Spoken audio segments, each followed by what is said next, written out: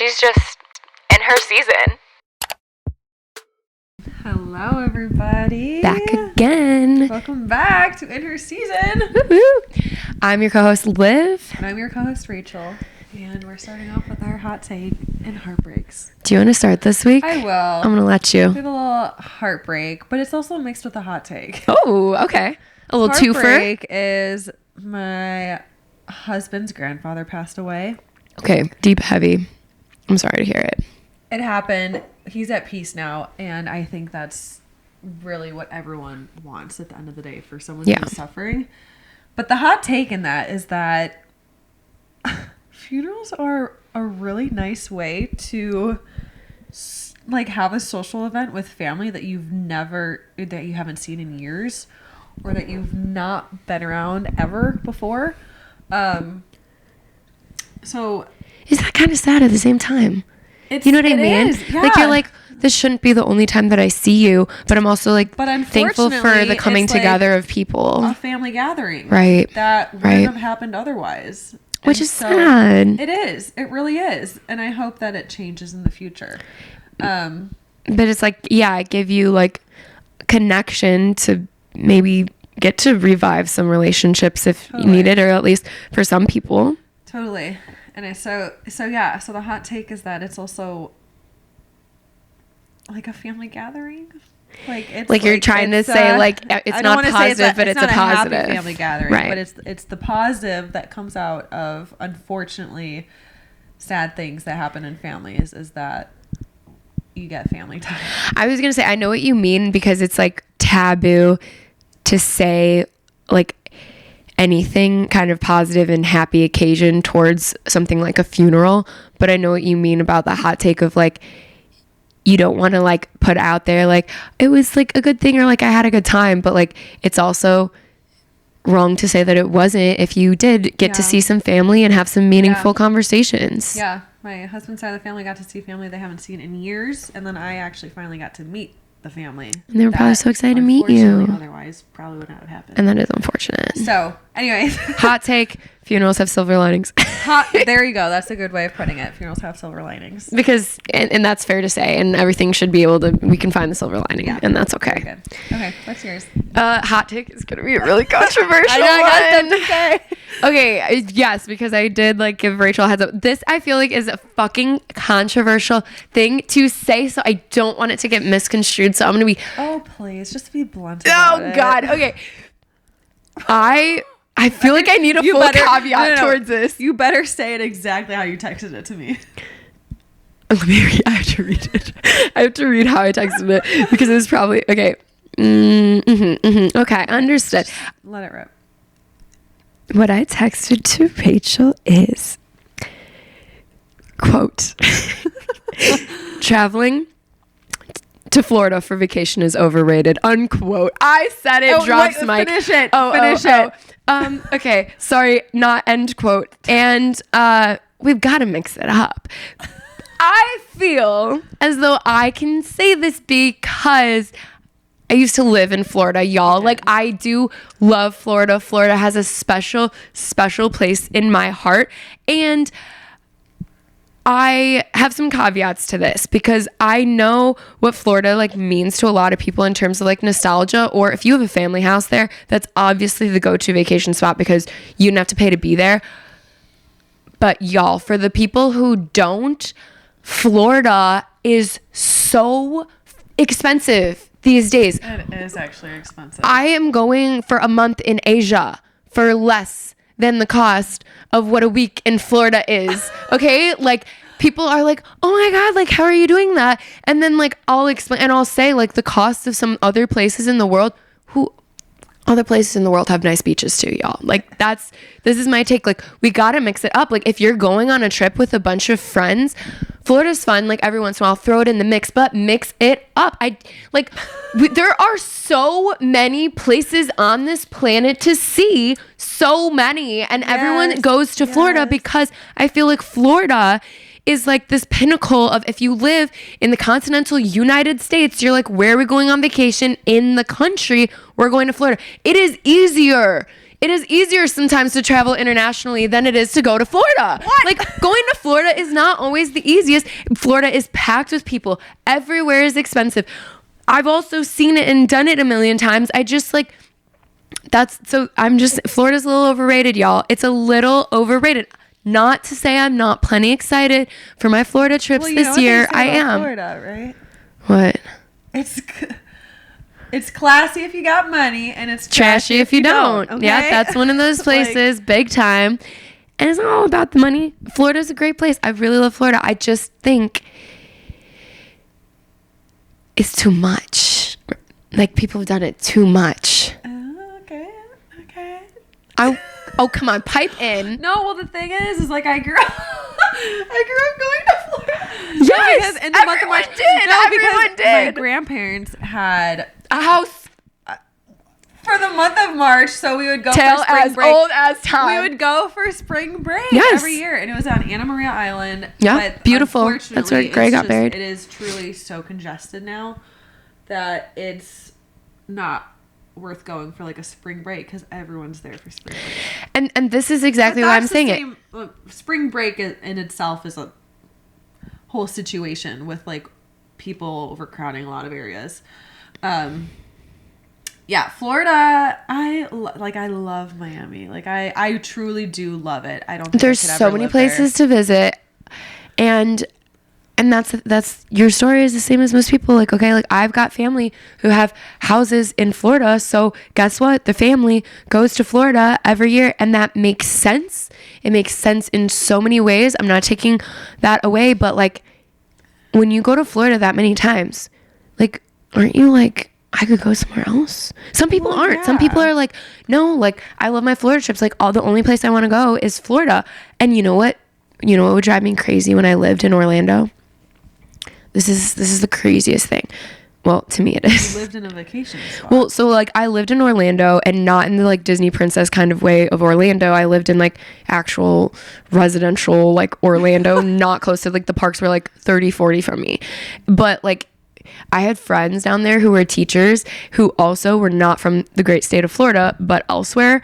And they would like ask kids in the class, like, anywhere, you could go anywhere on the planet Earth for free. Like, where would you go travel? Every single goddamn one of those kids would say, Disney World. And I'm like, you literally go to Disney World, like you already been. And they want to go back. Like, I'm just like, let's expand the horizons. But that's me as a person. You have a lot of people in the United States that have like hardly traveled outside of just like the states around them. And so then when I was in Florida, the amount of people who I met who never left the state of Florida blew my mind. And they're like, well, why would I ever go? Everyone always travels here because I live in the best state. There's so much out there. There's so much to see. Get out. I'm with you on that. Get out of your state. I'm with you on that. But I think I would choose Florida over Mexico. I'm not even kidding. Okay, but like for what? Like just like for a week vacation, like with your kids? Yeah. Okay. Like I feel like I've been to Mexico, like the parts of Mexico, like Cabo and things. I'm like, okay, I've seen it. But I could go to Florida a million times and be like, let's go again. I don't know why. Why does Florida has this hold on Americans? I swear to God, it has this hold on all of us that's like, come back. I need you. And we're like, I need you too. Everyone loves Florida. I love Florida. Look, I get it. I love Florida. I just think that all of us, Florida is so packed and become overpriced because everyone is going, like, and there's so many other great places to see. Like, let's just mix it up. Let's mix it up. Okay, we can mix it up. With that, we're gonna That's hilarious. Into our topic today, which is unhinged advice. No, I'm unhinged right now. I thought you were going to agree with me. I do. I thought you were agreeing with my hot take. There's just something about Florida, but the thing is, I don't live there, and like, I haven't been in a while. But when Luke had his project out there, I was like, yes.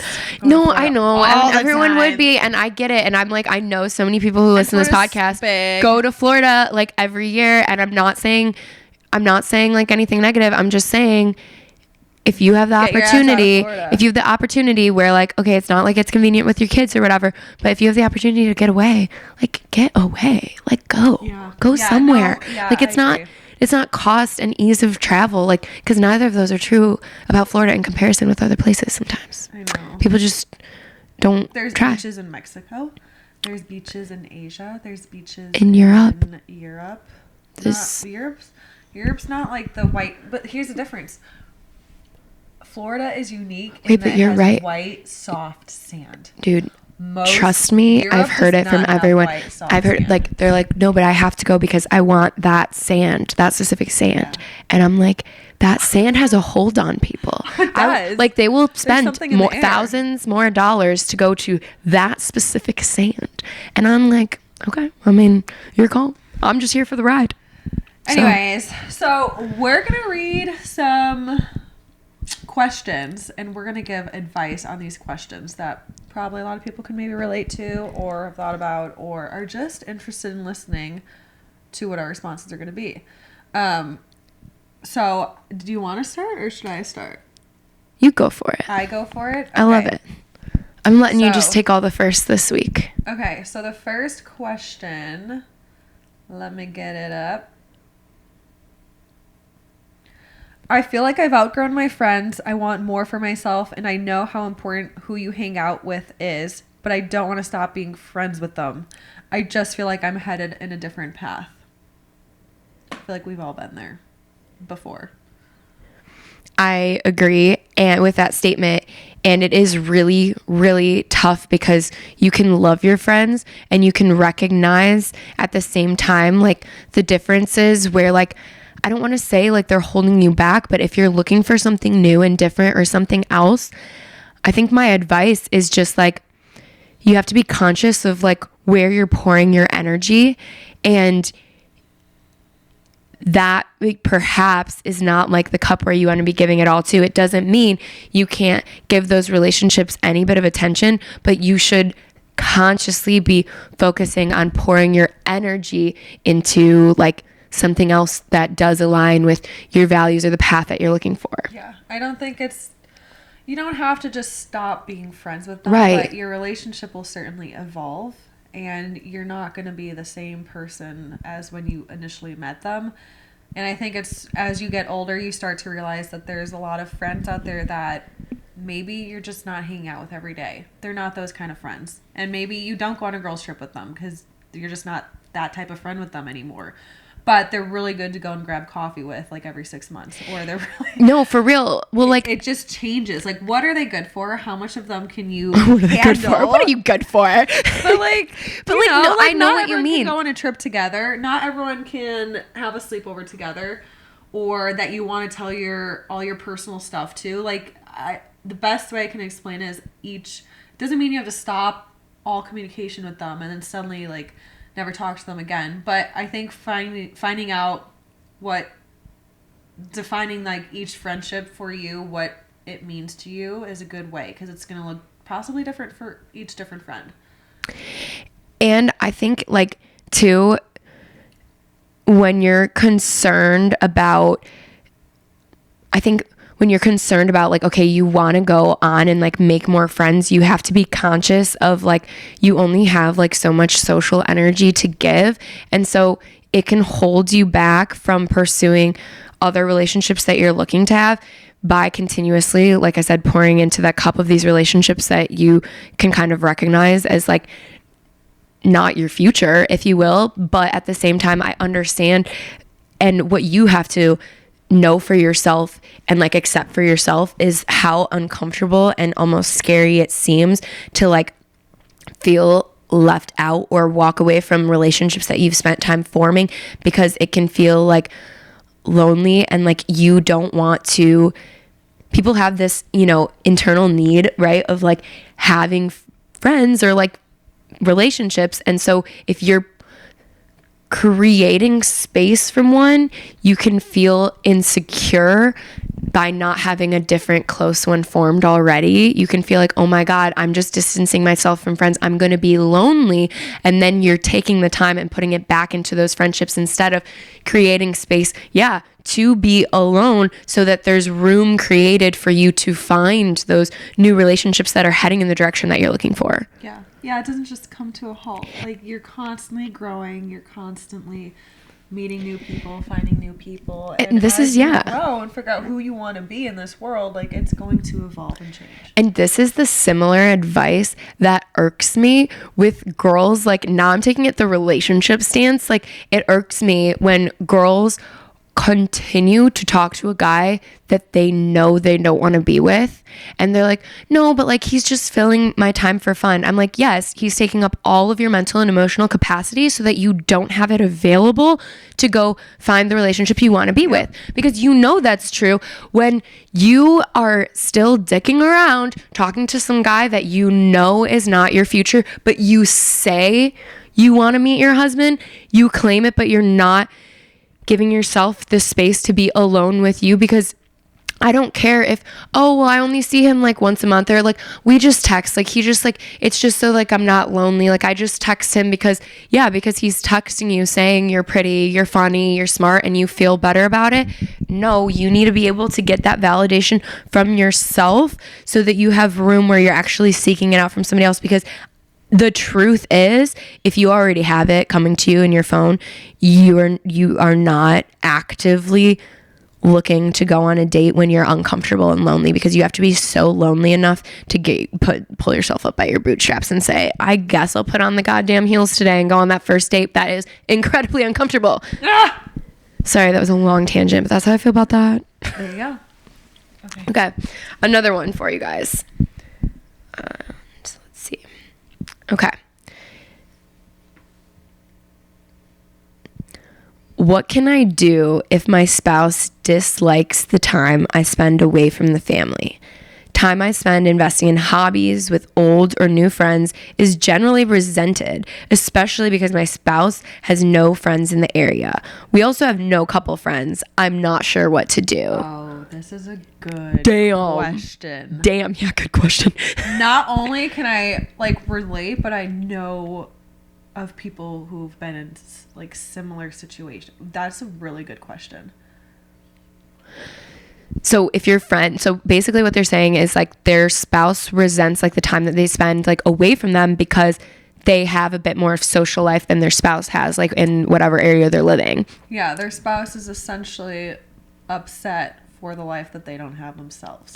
I think that what this is really saying, and like, because especially when I think about the ways that I approach my partner, I always start from a place of like, you know, empathy, right? Where I'm like, okay, you're acting this way towards me. Like, I'm trying to see where you're coming from. And I can see that this spouse, right, if they don't have their own hobbies and their own relationships in whatever area that you guys are living.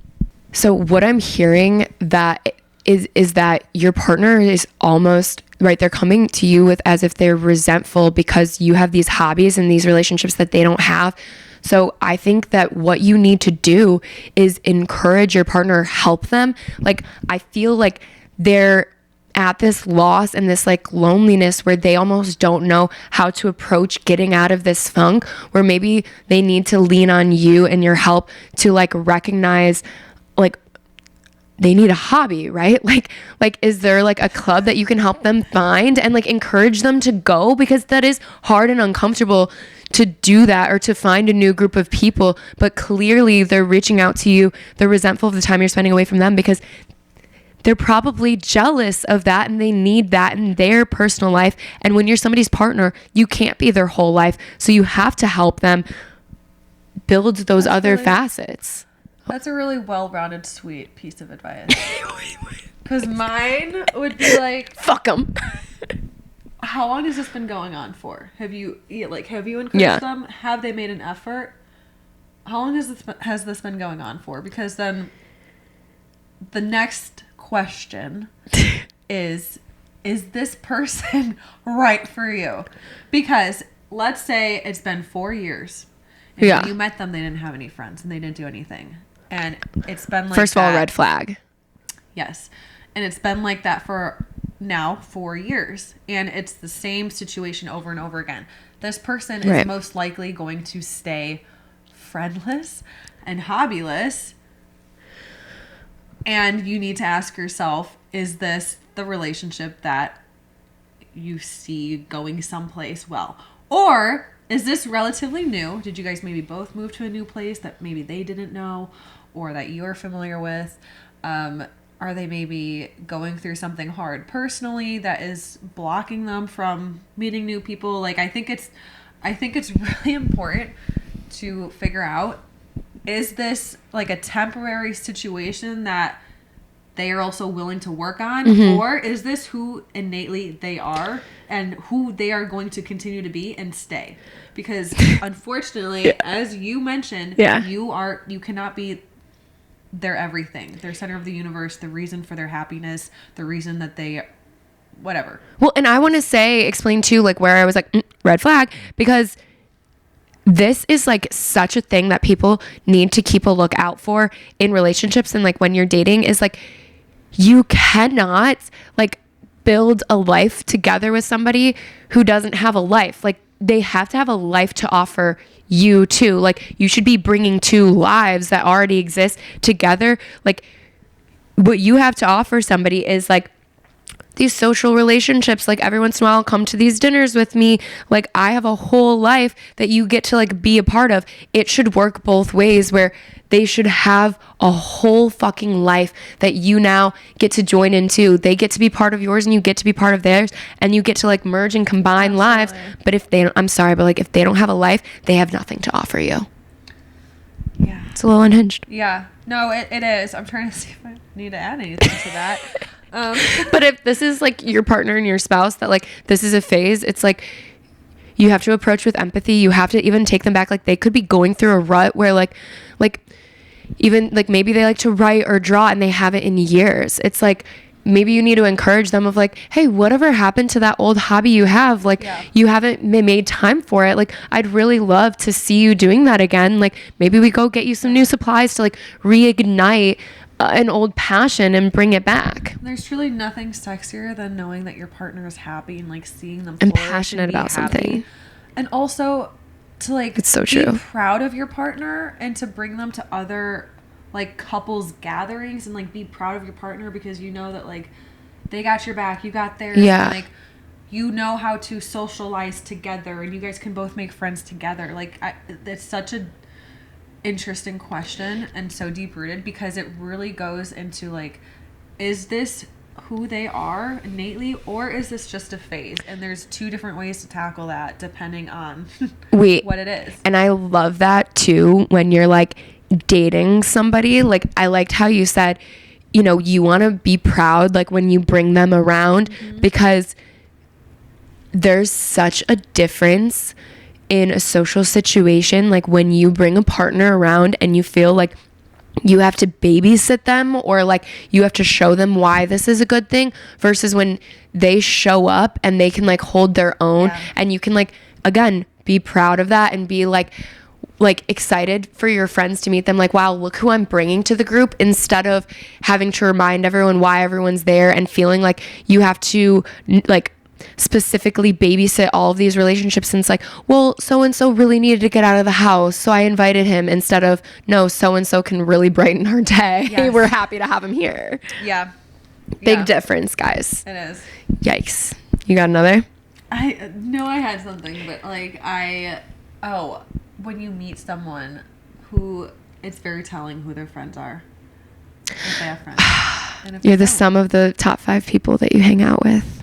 So, yeah, to finish that one off. Okay, big what's time. The next one? This one's a longer one. Yeah. I truly cannot stand having things on my calendar. I love my friends, but it makes me feel panicky and stressed to see something on my calendar like a lunch, coffee, or dinner. A walk doesn't bug me as much because I do need to exercise one way or another, but even that can sometimes make me feel locked in. During the holiday season, it gets more compounded. I feel trapped by the calendar. I do like showing up for people, and I do want the invitations. I just don't want to have to say yes right away or look to January for a lunch date when it's only November. How would I know what I feel like doing now in February? Recently, 2 friends told me how hurt they are that I can never commit and that I just pop in when I feel like it. I can see how they feel taken for granted. I said it makes me feel trapped and I don't like it, but it didn't really end well or have a good resolution. Damn. And it's so interesting because I feel like I've been the friend on the other end. Like where I've been like, gosh, like they can never hang out or they just like pop in when it's convenient. And so it's also like interesting and eye-opening to like hear the other side of it, because it is valid to say like, how can I agree or like accept a lunch date for January in November? Like I don't know what I'm going to be doing and what I want to do. Yeah. And I think, yeah, go ahead. No, I was just going to say, well, that's the point. So you make the plan. That's what you're doing that day of February. Why are you waiting for other plans to then have it be a conflict? You're so right, too, because, like, I get, like, I've done this in the past so many times where, like, I think it's inhibiting to to making human relationships and, like, really good friendships when you don't go when you don't want to. Like you have to go places even when you don't want to, because that's part of being a community of people. Like I know so many times I didn't want to go to something and I said that I would, but oh my gosh, now I've been binge watching this show and I'm cozy and I would not like to leave my house. Guess fucking what? I committed to it. I'm gonna go put myself together and I'm gonna go. And you know how many times I've been so freaking happy that I did. Yeah. I truly, truly believe that is a much deeper rooted problem. Especially if your friends are concerned for you. Yeah, than it just being you don't want to be locked in. Why? There is clearly something, most likely in your past, or something that has made you feel like you had no way out and that you have no say in the matter, that you cannot commit. And it's not just friendships, it's probably going to be relationships as well. And like when you start dating, if you know. That's so true. Like it's not just that situation. That you not being able to commit to plans is not the problem. It's something deeper than that, in my opinion. And what I'll say too, as like an actual maybe like tangible takeaway, is in the meantime, while you're working on that, I think that maybe what you could/should do instead is, instead of having your calendar filled with like events of like you made the coffee date, 2 months out ahead of time, maybe like if you are so busy for the next month, instead of putting a coffee date on your calendar for the next month or 2 out, you put a reminder on your calendar to reach out to your friend to make a plan like that week, to like make a reminder of like, hey, you haven't seen so-and-so in 2 months. Like, let's hit them up and see if I can fit something in with whatever you have going on this week to make it seem like more present, but like that as like a workaround hack. Like you can set reminders to like remind yourself to be social. Yeah. I think it's a huge indicator that you said you feel like trapped and anxious thinking about being locked in. And I would really take the time to think of like why outside of just plans. Because if you can't commit to a plan at a time where you have nothing planned, in case there's something else going on, then it's almost like you're looking for something else to come in and swoop that opportunity away. That's so true. Like you're like actively seeking like, I don't really want to go to that. Like what's better? Like give me something better. Yeah. Like looking around. Because also if something comes up that like you have to cancel that lunch date, if they're your friends, they're obviously going to understand if you're being honest. And like this actually just even happened to me this weekend.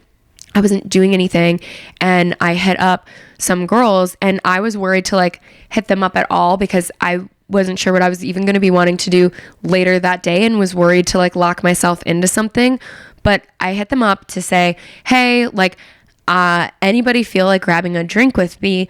I'm already out and about for the day. I know this is last minute. And then this one girl replied that her and her boyfriend were doing whatever and I was free to join. I literally responded to her and I said, okay, but like, what's actually your plan for the evening, because I don't want to be like a third wheel. Like I'm honestly good with sitting at home. I was just going to do it if it was, convenient and made sense.